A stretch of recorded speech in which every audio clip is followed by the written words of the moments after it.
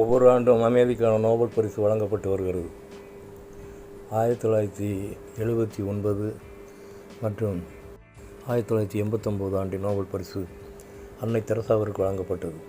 மிகவும் எளிமையான தோற்றத்தில் அம்மையார் பரிசளிப்பு விழாவில் கலந்து கொண்டார். பரிசளிப்பு விழா முடிந்ததும் அநேக பத்திரிகையாளர்கள் அம்மையாரை சூழ்ந்து பல கேள்விகள் கேட்டனர்.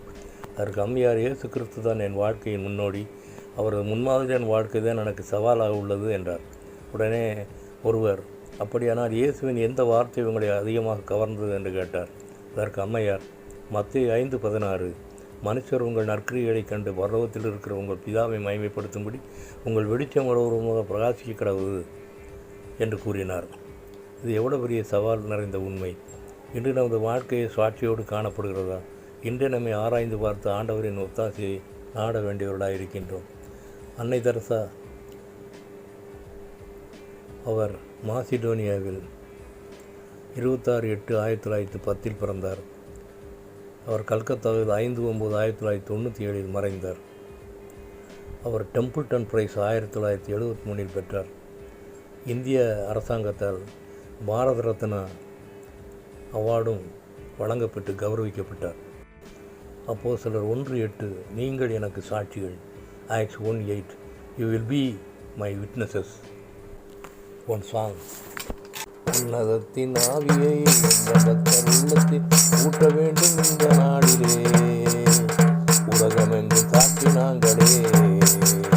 உன்னதத்தின் ஆவியை இந்த பக்தர் உள்ளத்தில் ஊட்ட வேண்டும் இந்த நாளிலே, உலகமெங்கும் சாற்றினாங்களே. உன்னதத்தின் ஆவியை இந்த பக்தர் உள்ளத்தில் ஊட்ட வேண்டும் இந்த நாளிலே, உலகமெங்கும் சாற்றினாங்களே. உன்னதத்தின் ஆவியை இந்த பக்தர் உள்ளத்தில் ஊட்ட வேண்டும் இந்த நாளிலே, உலகமெங்கும் சாற்றினாங்களே. உன்னதத்தின் ஆவியை இந்த பக்தர் உள்ளத்தில் ஊட்ட வேண்டும் இந்த நாளிலே, உலகமெங்கும் சாற்றினாங்களே. உன்னதத்தின் ஆவியை இந்த பக்தர் உள்ளத்தில் ஊட்ட வேண்டும் இந்த நாளிலே, உலகமெங்கும் சாற்றினாங்களே. ஜெபம். எங்களை நேசிக்கிற நல்ல பிதாவே, என்னையும் அன்னை தெரசா போல இயேசு கிறிஸ்துவை பின்பற்றி வாழ்க்கையில் வாழ, இயேசு கிறிஸ்துவின் ஆசீர்வாதத்தை சொந்தரிக்க கிருபை புரிய வேண்டும் என்று யெகோவா மேசியா நாமத்தில் கெஞ்சி மன்றாடுகிறேன் பரிசுத்த பிதாவே. ஆமென்.